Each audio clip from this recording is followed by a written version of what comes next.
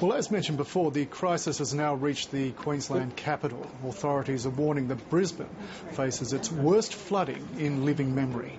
9,000 homes and businesses now face flooding over the next few days. Another 30,000 properties could be affected. At Ipswich, more than 2,000 people are expected to spend the night at an evacuation centre. This is a crisis shaping up to be even greater than the famed 1974 flood that brought the city to its knees, and residents are being advised not to panic. John Taylor reports.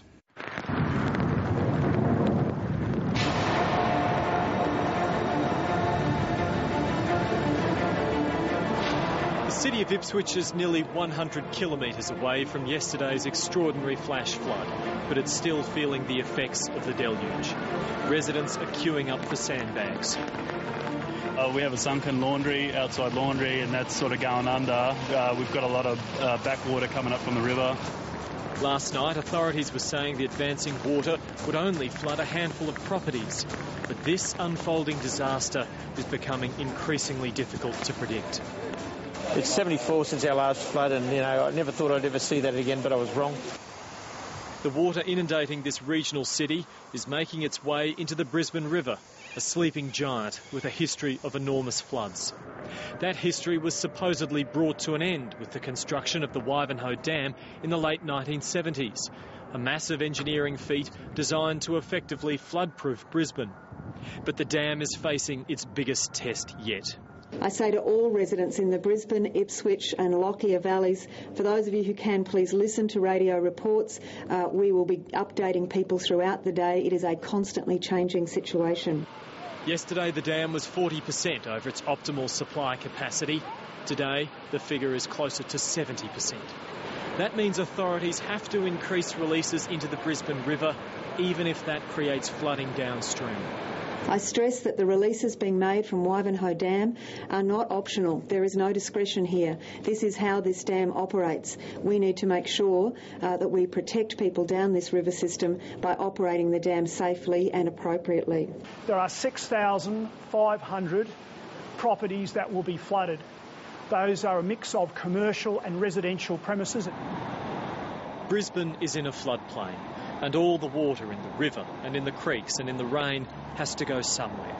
On top of flooded homes, another 16,500 properties will feel the effects of flooding. In terms of affected people, I think the significant figure is in the affected flooded properties that I mentioned first, the 6,500. There are about 14,900 people we're projecting will be affected. So the situation is very serious. This is a rapidly changing situation, so much so that since that press conference, it's now estimated 9,000 homes could be flooded. No one was predicting this even yesterday, and the warnings are very serious for those Brisbane residents bracing for flooding.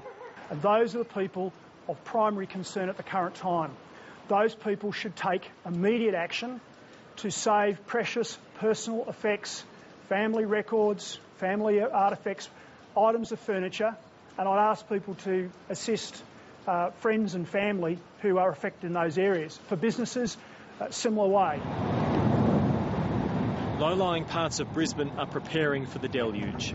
Sandbags may not be able to hold back the full force of nature, but with a bit of planning, residents are hoping to minimise the damage. Oh, you can only do so much, but you've got to try and keep something dry, haven't you? Keep the water out. In relation to the Brisbane and Ipswich area and the Ivanhoe catchment, I'm afraid we have some very bad news this afternoon. Ipswich and Brisbane are now facing their greatest threat and their toughest test in more than 35 years. Further north at Caboolture, the gateway to the Sunshine Coast, authorities are advising people in low-lying areas to evacuate. Justin Davis and his son Trace had no choice but to leave as the Caboolture River takes over their neighbourhood. There's a lot of water going in the house. How fast does it come up? It's come in real quick. There's a little bit across the road. We left for 15 minutes. By the time we come back, it was up. It was at the house. Where are you going to go now? Higher ground somewhere. Yeah, we don't know. I haven't been here long, so I don't know where higher ground is, but I'll go try and find it. For weeks now, residents of the southeast have been witnessing such scenes in other communities around the state. Now it's their homes, and there's little they can do to save their belongings. We can't. We haven't the time. We've just got to cut our losses and go. It's neither here nor there, love. We're safe. A lot of people aren't. Leaving for Catherine Weston and her husband isn't easy. But inside, strangers who didn't want their names made public were helping to salvage what they could. You don't even know these people, then? Yeah, that doesn't matter. It doesn't matter who you don't know. Someone needs a hand, shoot, mate. If you've got the time and you can, you can.